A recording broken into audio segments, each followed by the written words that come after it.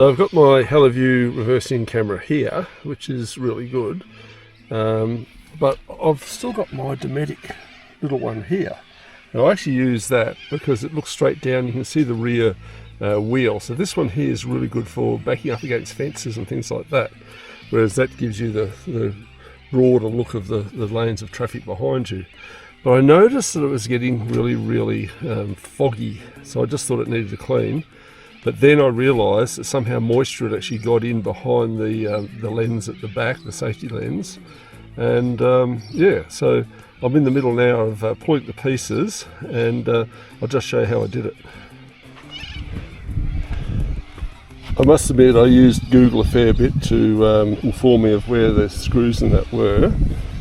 This is the camera. I won't say good camera up there, but this is the camera I'm working on. So basically what you do is you take these two caps off here, they're on either side, and then, so there's two screws either side, that then comes out, and then there's 4 hidden screws that hold these two body pieces together, and then there's another 4 screws that hold this computer board, electric board, and camera onto this here. You can see it's just about all evaporated, but you can see there the water is just there. I actually thought these were screws at first, but they're actually lights, and that, don't know what that is, but that you don't need to touch that one.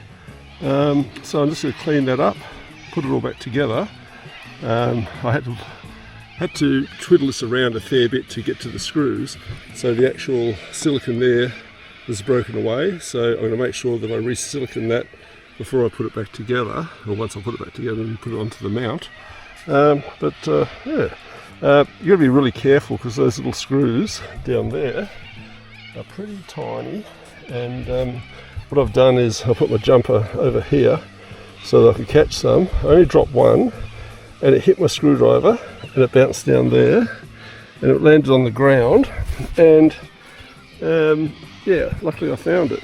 But yeah, it's actually more complex than I thought.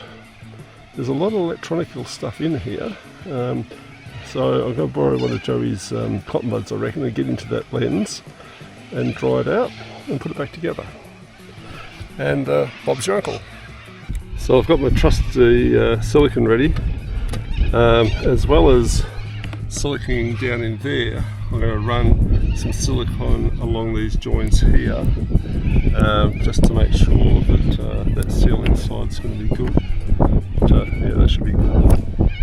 So these are the tools that I used. My phone to check out Google and find out how to put the pieces and where the hidden bolts were.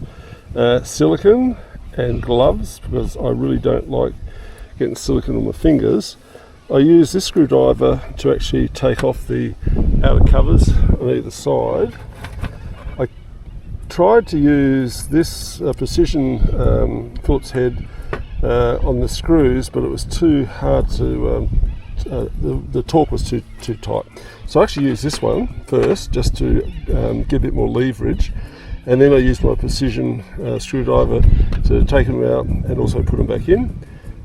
Joe's cotton bud, that worked well, and a small Allen key. So that's fairly small, but all in all, job well done, I reckon. And I can actually see the camera now, and there's no water in it.